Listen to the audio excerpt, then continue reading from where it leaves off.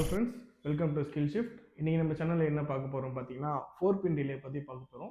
4 பின் டிலேவோட operating procedure என்னன்றதை டீட்டெயில்டாக இந்த வீடியோவில் பார்க்கலாம்.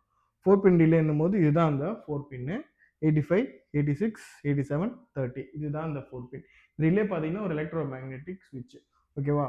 இப்போ இந்த 4 பின்லேயும் பார்த்தீங்கன்னா உங்களுக்கு 2 சர்க்கியூட் இருக்கும். ஒன்று லோட் சர்க்கியூட்டு, இன்னொன்று கண்ட்ரோல் சர்க்கியூட்டு. லோட் சர்க்கியூட் அப்படின்னா 30, 87, கண்ட்ரோல் சர்க்கியூட் அப்படின்னா 85, 86 இதுதான். ஏன் 85, 86 ஏன் கண்ட்ரோல் சர்க்கியூட்னா, இந்த கண்ட்ரோல் சர்க்கியூட்ல தான் உங்களுக்கு வந்து காயில் கொடுத்துருப்பாங்க.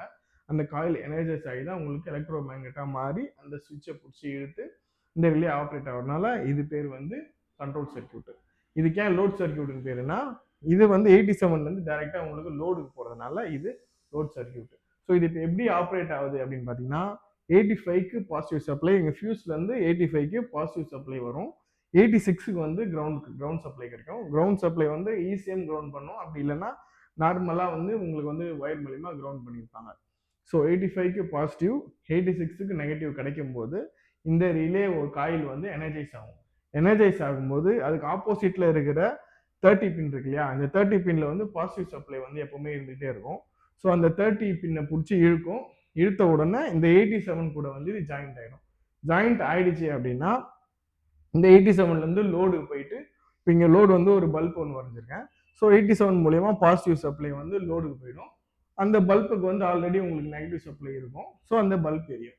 ஸோ இதுதான் ஒரு ரிலேவோட 4 பின் ரிலேவோட பேசிக் ஃபங்க்ஷனு ஸ்ட்ரக்சரு. ஸோ இந்த ரிலேவை செக் பண்ணணும். இந்த ரிலேவை எப்படி செக் பண்ணணும்னு பார்த்தீங்கன்னா, நீங்கள் 85க்கும் 86க்கும் ரெசிஸ்டன்ஸ் செக் பண்ணணும். ரெசிஸ்டன்ஸ் செக் பண்ணணும். நீங்கள் மல்டிமீட்டரில் ரெசிஸ்டன்ஸில் செட் பண்ணிவிட்டு 85க்கும் 86க்கும் ரெசிஸ்டன்ஸ் செக் பண்ணீங்கன்னா அந்த ரெசிஸ்டன்ஸ் வேல்யூ வந்து 90லேருந்து 120 இருக்கணும். அப்படி இந்த 90 கீழே இல்லை 120க்கு மேலே இருந்துச்சு அப்படின்னா அந்த ரிலே வந்து ஃபெயிலியரு. அந்த ரிலேவை நீங்கள் யூஸ் பண்ண முடியாது.